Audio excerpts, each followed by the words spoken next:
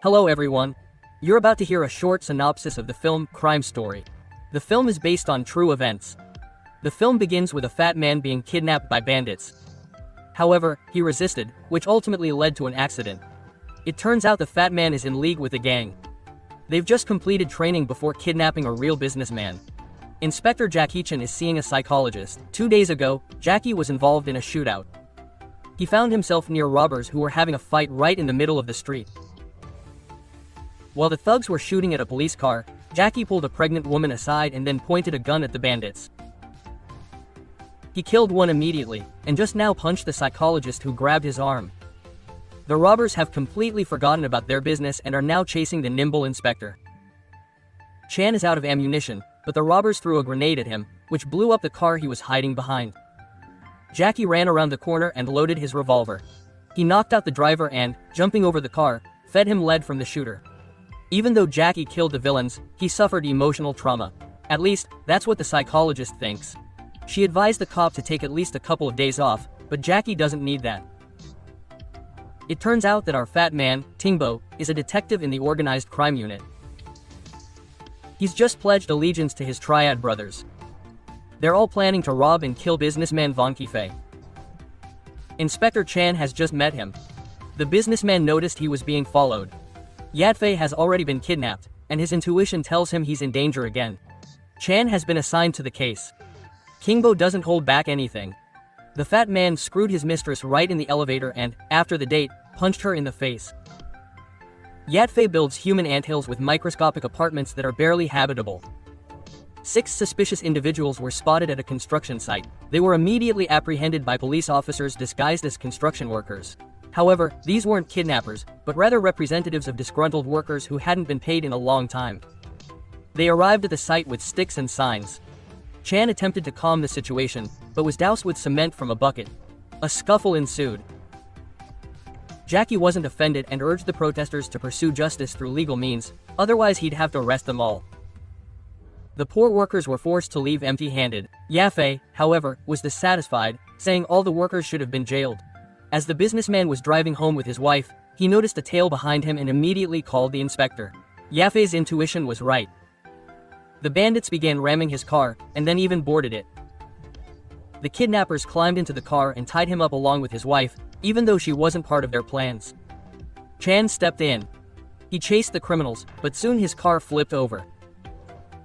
Jackie put it back on its wheels, then called the police and reported the kidnapping. Several motorcyclists rushed to the scene. Jackie himself took a dangerous and reckless shortcut. His face is covered in blood from his wound. The thugs ran over one of the cops at full speed, and then started hunting the second one, cutting him off and preparing to crush him on the asphalt. But Jackie protected him with his car. He lost the criminals, but he can try to save the life of his colleague. Blood is pouring from his head. Jackie took the guy to the hospital on his police motorcycle. 7 motorcyclists accompany him.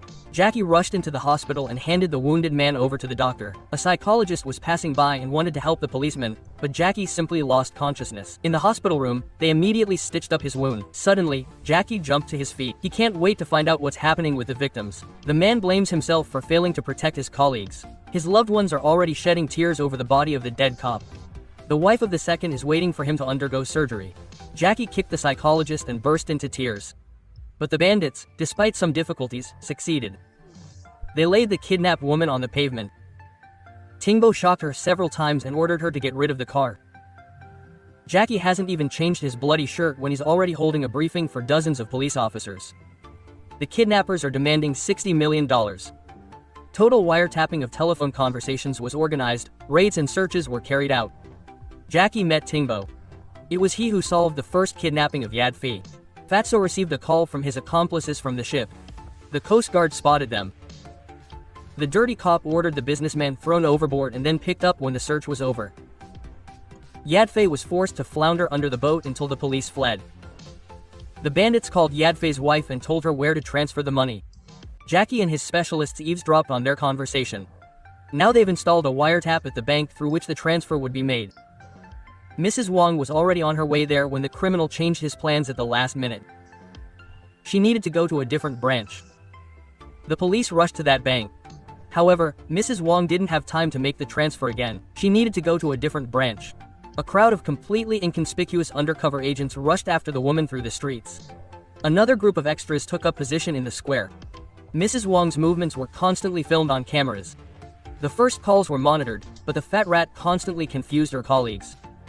Mrs. Wong was ordered to transfer money to 12 different Taiwanese accounts.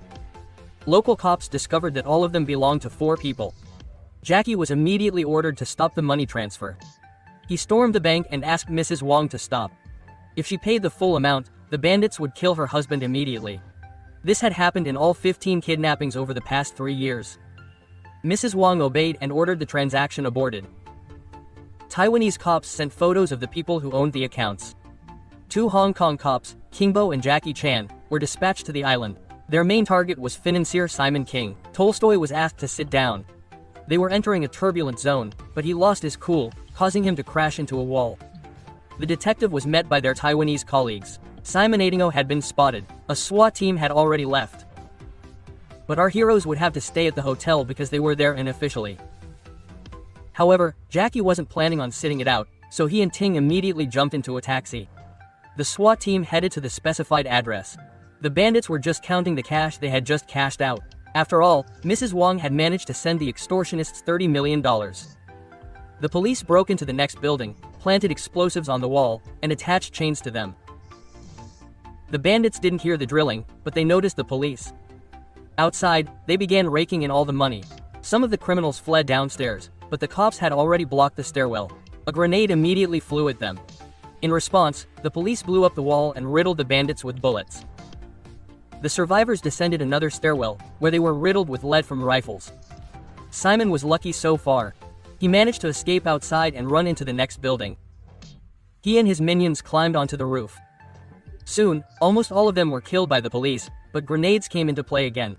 Simon thought he had rid himself of the persistent cops. However, Jackie Chan entered the fray. Then the criminals turned to more radical methods. They threw 2 bombs through the building's windows, nearly causing it to collapse. Such nonsense couldn't stop Jackie. He jumped onto the next building and continued pursuing Simon. Meanwhile, he disposed of Simon's minions. Several people fell from great heights. Jackie also risked his life. Ting Bo nearly knocked him over, destroying a bamboo support. But Jackie managed to hold on. Finally, the inspector reached Simon, hit him in the head, and was about to arrest the criminal. But the fat man hit him with a board. Ting Bo, of course, helped his accomplice, but they were surrounded by police.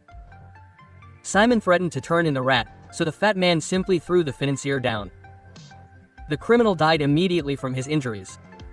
Jackie became suspicious of his partner. After the incident, the former were harshly interrogated. Ting Bo immediately signed all the papers admitting their guilt. Chan, however, was tortured for over a day. Allegedly, he was in cahoots with the gangsters. But Jackie already knew who was behind it. After interrogation, both policemen were sent home. Returning to Hong Kong, Jackie immediately checked on the wounded policeman. His wife and child had fallen asleep next to his bed. Chan began checking Simon's offices to find his connection to the corrupt cop. However, he managed to make a call, and the incriminating information magically began to disappear before his eyes. But Jackie managed to remember some things. One of the clues pointed to a dry cargo ship belonging to Simon's company. That's where the gangsters are hiding the kidnapped businessman. Jackie also learned that Ting Bob had been visiting a nightclub. His mistress, Lara, was upset with the swine and was willing to reveal his shady dealings. However, another employee had already reported Ting Bob. He ordered his men to intervene. They distracted Jackie so Ting could talk to his mistress. He demanded that Lara keep her mouth shut, even buying her a new house. Jackie realizes something is wrong. Everyone is pushing and tripping him up. So Tink bought himself some time and made a deal with his mistress. She lied that her pig's main sins were not flushing the toilet and wearing dirty underwear.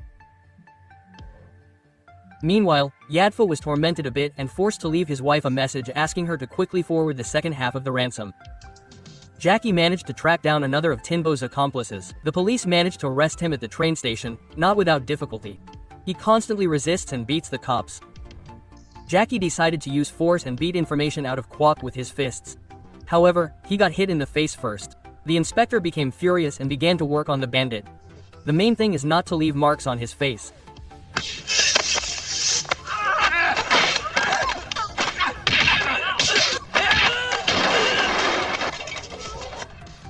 After the beating, Kwok calmed down. Then Detective Pig showed up. He started yelling at the accomplice and smashed a glass over his head. The rat hopes to send the prisoner to the hospital and sort him out there. But Jackie has no intention of letting him leave the station. The police began searching the ship. They opened the cargo hold. There, Jackie noticed bags and empty food containers. He examined the scraps and picked up all the receipts. Hearing Tinkbo's voice, the inspector hid. The fat man searched the crime scene and tried to erase the scrawled message implicating him in the kidnapping. Finally, Jackie caught his partner red-handed and pointed a gun at him. Tinkbo went to surrender but nearly fell into the pipe. And when Jackie saved his life, he pushed him away, leaving him hanging inside the pipe. He was about to finish off Chan with another pipe. Jackie was forced to fall himself. And his fall was far from gentle. He was immediately lifted to the very top by a chain, so he could count every pipe with his body once again. After this pipe therapy, Chan lost consciousness, and the scoundrel Tinkbo wounded himself in the leg with Jackie's stable pistol and lied to his colleagues that his partner had attacked him. After some time, Jackie came to and called for help, but no one answered. He then slid down some pipe and realized he was below the waterline. Due to the pressure, he couldn't open the door to the outside, so he first had to break the glass in the hatch. When the room filled with water, Jackie was able to open the door and surface. Tinkbo had already reached Mrs. Wong and was persuading her to wire the other half of the ransom to the extortionists. The police chief was wondering which of his men to trust, but then it turned out that Tinkbo had disappeared. Mrs. Wong, under the supervision of the dirty cop, made a transfer at a nearby bank branch. Jackie called her to stop her, but it was too late. All the transactions had already been completed. The inspector examined the checks he had found. All the food for the hostage was purchased at a convenience store in the Kowloon area. Jackie watched that store for almost a day. In the morning, Chan decided to grab a bite to eat. Thanks to the intel he'd gathered and listening to conversations, Jackie realized that this was where the bandits' hideout was. One of the criminals recognized the cop and was about to hit him with a shovel, but Jackie managed to dodge. A heated fight ensued.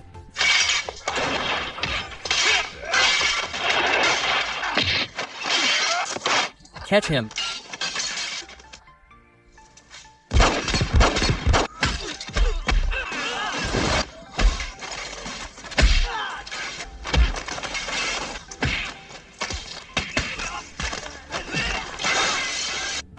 Realizing he couldn't handle this fighter hand-to-hand, the bandit opened fire. Jackie remembered another cannon boiling in a pot of rice and used it. Tingbos also began firing at Jackie with his stooges. They hit a gas cylinder, causing a series of explosions. Frightened residents fled the building in panic. The gas pipes were also damaged. Another, much more powerful series of explosions occurred. Chan tried to save his life and at the same time find the bandits. The room was filling with gas. One idiot opened fire and immediately caught fire. The burning man grabbed the policeman by the leg. Jackie finished off the criminal to put him out of his misery. Finally, he reached his former partner. The inspector couldn't execute him, so he simply let his fists loose. Jackie beat Barov for a long time, but he still wouldn't admit where he was hiding the hostage. The policeman led Tingbo to the exit but noticed a child trapped inside. He chained Tingbo to a pipe and tore the bars off the window to get the boy. The dastardly Tingbo ripped out the pipe and escaped, closing the door behind him, but soon fell through the floor and ended up on the same floor as Jackie. Jackie abandoned the boy and ran to the criminal to save him, but realized he couldn't handle that sack of lard. Tingbo was so touched by his enemy's efforts to save him that he finally told them where they were hiding the businessman. Jackie ran to the side, and Ting died, either from the fire or under the rubble. Another mega explosion thundered. Jackie ran outside with the rescued child and handed him over to his mother. Yadfei was being held on a battered vessel. A Chinese warship opened fire on them with cannons.